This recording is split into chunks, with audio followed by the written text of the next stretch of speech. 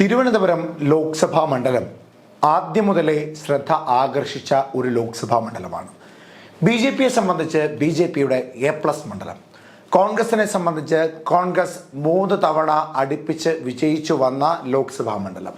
4ാം തവണയും അതേ സ്ഥാനാർത്ഥി, അതായത് ശശി തരൂരിനെ തന്നെ വീണ്ടും കളത്തിലിറങ്ങി കളം പിടിക്കുവാൻ പോകുന്ന തിരുവനന്തപുരം ലോക്സഭാ മണ്ഡലം. CPI അല്ലെങ്കിൽ LDFനെ സംബന്ധിച്ചിടത്തോളം കഴിഞ്ഞ 2014ലെയും 2019ലെയും ലോക്സഭാ തെരഞ്ഞെടുപ്പിൽ 3ാം സ്ഥാനത്തേക്ക് പോയ ലോക്സഭാ മണ്ഡലം. അവിടെ വിജയിച്ചു വരേണ്ടത് അവരെ സംബന്ധിച്ച് വളരെ പ്രധാനപ്പെട്ട ഒന്നാണ്. CPIയെ സംബന്ധിച്ച് ആകെ ലഭിക്കുന്ന വളരെ കുറച്ച് സീറ്റുകളിൽ ഏറ്റവും പ്രധാനപ്പെട്ട സീറ്റുകളിൽ ഒന്നാണ് തിരുവനന്തപുരം. അങ്ങനെയാണ് തിരുവനന്തപുരത്തിൻ്റെ ഒരു രാഷ്ട്രീയ പോര്. അവിടെ ത്രികോണ മത്സരത്തിനാണ് സാധ്യതകൾ ഏറെ എന്ന് പല മാധ്യമങ്ങളും പറയുമ്പോൾ പോലും സ്ഥാനാർത്ഥികൾ പരസ്പരം പറയുന്നത് മറ്റു പലതാണ്. BJP പറയുന്നത് ഇവിടെ മത്സരം BJPയും കോൺഗ്രസും തമ്മിലാണെന്നാണ്. CPIയുടെ സ്ഥാനാർത്ഥിയായ പന്ന്യൻ രവീന്ദ്രൻ പറയുന്നത് BJP ചിത്രത്തിൽ പോലുമില്ല, ഇവിടെ മത്സരം കോൺഗ്രസും CPIയും അല്ലെങ്കിൽ ഇടതുപക്ഷവും തമ്മിലാണെന്ന്. കോൺഗ്രസിന്റെ സ്ഥാനാർത്ഥിയായ സിറ്റിംഗ് MP ആയ ശശി തരൂർ പറയുന്നത് ഇവിടെ മത്സരം BJPയും കോൺഗ്രസും തമ്മിലാണെന്നാണ്. സത്യത്തിൽ ആര് തമ്മിലാണ് ഇവിടെ മത്സരം നടക്കുന്നത്? കോൺഗ്രസിനെ സംബന്ധിച്ച് ഇക്കുറി കുറച്ച് കടുപ്പമായിരിക്കും കാര്യമെന്ന് തന്നെ പറയേണ്ടതായുണ്ട്. കാരണം മറ്റൊന്നുമല്ല, കോൺഗ്രസിന്റെ മുഖമായി നിൽക്കുന്ന, അതിനപ്പുറം തിരുവനന്തപുരത്തിന്റെ, കേരളത്തിന്റെ, ഇന്ത്യയുടെ മുഖമായൊക്കെ നിൽക്കുന്ന വിശ്വപൗരനായ ശശി തരൂർ. ആ ശശി തരൂരിനെ സംബന്ധിച്ചിടത്തോളം അദ്ദേഹത്തിന് ഇക്കുറി BJPയിൽ നിന്ന് ലഭിച്ചിട്ടുള്ളത് ശക്തനായ ഒരു എതിരാളിയെ തന്നെയാണ്. എലൈറ്റ് ക്ലാസുകളുടെ വോട്ടുകളും നായർ വോട്ടുകളും, അതല്ല എങ്കിൽ കുറച്ചുകൂടി വിദ്യാഭ്യാസ സമ്പന്നരൊക്കെ ഏറെയുള്ള തിരുവനന്തപുരം ലോക്സഭാ മണ്ഡലത്തിൽ ശശി തരൂരിന് ഒത്ത എതിരാളി തന്നെയാണ് രാജീവ് ചന്ദ്രശേഖർ. എന്നാൽ രാജീവ് ചന്ദ്രശേഖർ എന്ന BJP സ്ഥാനാർത്ഥിയെ കാര്യമായ രീതിയിൽ തിരുവനന്തപുരത്തുകാർക്ക് ആദ്യഘട്ടത്തിൽ അറിയില്ലായിരുന്നു. പിന്നീട് അദ്ദേഹം പലതരത്തിലുള്ള പരസ്യ പ്രചരണങ്ങൾ നടത്തുന്നു, ജനങ്ങളുമായി സംവദിക്കുന്നു, പല പ്രശ്നങ്ങളിലും ഇടപെടുന്നു.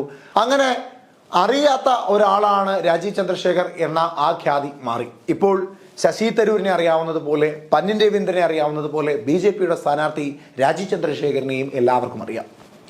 BJPയെ സംബന്ധിച്ച് നൽകുന്ന ആത്മവിശ്വാസം ചെറുതൊന്നുമല്ല. 2014ലും 2019ലും BJPയെ 2ാം സ്ഥാനത്ത് നിലനിർത്തുകയും O രാജഗോപാലും കുമ്മനം രാജശേഖരനും ഒക്കെ മികച്ച തോതിൽ വോട്ടുകൾ വാരിയെടുത്ത ലോക്സഭാ മണ്ഡലമാണ് തിരുവനന്തപുരം.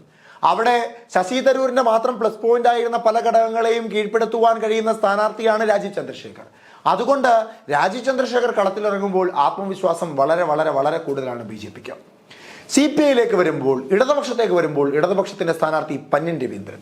പന്ന്യൻ രവീന്ദ്രനെ സംബന്ധിച്ച് സാധാരണക്കാരനായ മനുഷ്യൻ, സാധാരണക്കാരുടെ ഇടയിൽ അസാധാരണമായി ഒന്നും തന്നെ ഇല്ലാതെ യഥാർത്ഥ വിപ്ലവത്തിന്റെ ചൂടും ചൂരുമുള്ള സ്ഥാനാർത്ഥി. രാജീവ് ചന്ദ്രശേഖരനോടും ശശി തരൂരിനോടും ഒക്കെ ഏറ്റുമുട്ടുവാൻ ഇടതുപക്ഷത്തിന്റെ സ്ഥാനാർത്ഥിയായി വരുന്നത് പഴയ MP ആയ പന്ന്യൻ രവീന്ദ്രൻ തന്നെയാണ്.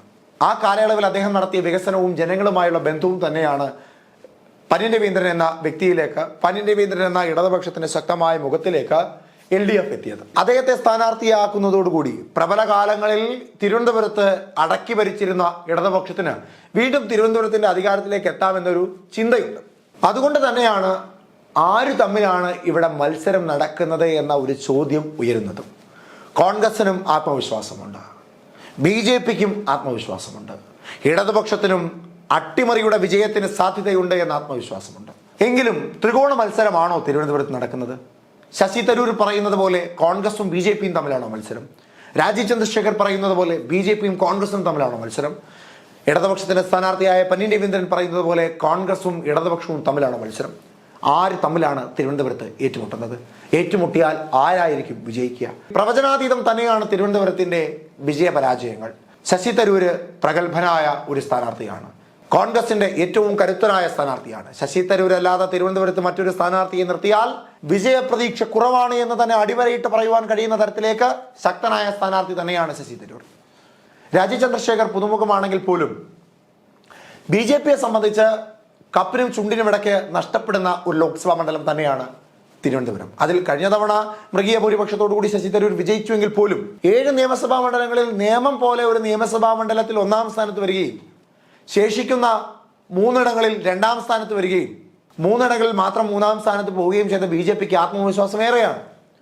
അവിടെ തരൂരിനെ എതിർക്കാൻ കഴിയുന്ന ഫാക്ടറോട് കൂടിയുള്ള രാജീവ് ചന്ദ്രശേഖർ കളത്തിലിറങ്ങുമ്പോൾ BJPയുടെ ആത്മവിശ്വാസം ഒരുപാട് ഉയരത്തിലാണ്. കാര്യമായ രീതിയിൽ പരസ്യ പ്രചരണങ്ങൾ നടത്തി സാധാരണക്കാരന്റെ പ്രശ്നങ്ങളിൽ ഇടപെട്ട് അവരിലേക്ക് ഇറങ്ങി ചെല്ലുന്ന തരത്തിലേക്കുള്ള പല പദ്ധതികളും അറിയിച്ച് അങ്ങനെ ശക്തമായ രീതിയിൽ തന്നെ BJP തിരുവനന്തപുരത്ത് പ്രചരണ പരിപാടികളുമായി മുന്നിൽ തന്നെയുണ്ട്. കോൺഗ്രസ് അല്ലെങ്കിൽ ശശി തരൂര് ഒരു പിടി പിന്നിലാണെന്ന് തന്നെ പറയാം. എന്നിരുന്നാലും അദ്ദേഹം പറയുന്നത് ഇങ്ങനെയാണ്: താൻ ചെയ്തതൊക്കെ ഇവിടുത്തെ ജനങ്ങൾക്കറിയാം, അതിനപ്പുറത്തേക്കൊന്നും തനിക്കൊന്നും പറയാനില്ല.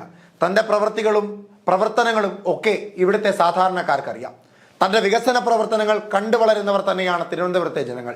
അവരോട് ഇനി ഒന്നും എനിക്ക് പറയാനില്ല. ഇനി അവരുടെ തീരുമാനം, അവരുടെ സമ്മതിദാന അവകാശം മറ്റാർക്കെങ്കിലും നൽകുവാനാണ് അവർ തീരുമാനിച്ചിരിക്കുന്നതെങ്കിൽ അങ്ങനെ ആകട്ടെ എന്നേ പറയുവാനുള്ളൂ. എങ്കിലും ആ വാക്കുകളിൽ ആത്മവിശ്വാസം കാര്യമായി തന്നെയുണ്ട്. പന്ന്യൻ രവീന്ദ്രനിലേക്ക് വരുമ്പോൾ ഇടതുപക്ഷത്തിന്റെ ശക്തമായ വോട്ടുകൾ തന്നിലേക്ക് തന്നെ നിലനിർത്തിക്കൊണ്ട് സാധാരണക്കാരുടെ ഇടയിൽ സജീവമായി നിന്ന പന്ന്യൻ രവീന്ദ്രനെ MP ആയി ഇവിടുത്തെ സാധാരണക്കാരായ ജനങ്ങൾ തന്നെ തെരഞ്ഞെടുക്കുമെന്ന ആത്മവിശ്വാസം അദ്ദേഹത്തിന് ചെറുതൊന്നുമല്ല. അതുകൊണ്ട് നമുക്ക് പറയാൻ സാധിക്കും, തിരുവനന്തപുരത്ത് ശക്തമായ ത്രികോണ മത്സരം തന്നെയാണ് നടക്കുന്നത്. അവിടെ ഇടതുപക്ഷത്തിനും സാധ്യതയുണ്ട്, അവിടെ UDFനും സാധ്യതയുണ്ട്, അവിടെ BJPക്കും സാധ്യതയുണ്ട്. പറയൂ, തിരുവനന്തപുരത്ത് ആര് വരും? നിങ്ങൾക്ക് കമന്റ് ബോക്സിൽ രേഖപ്പെടുത്താം.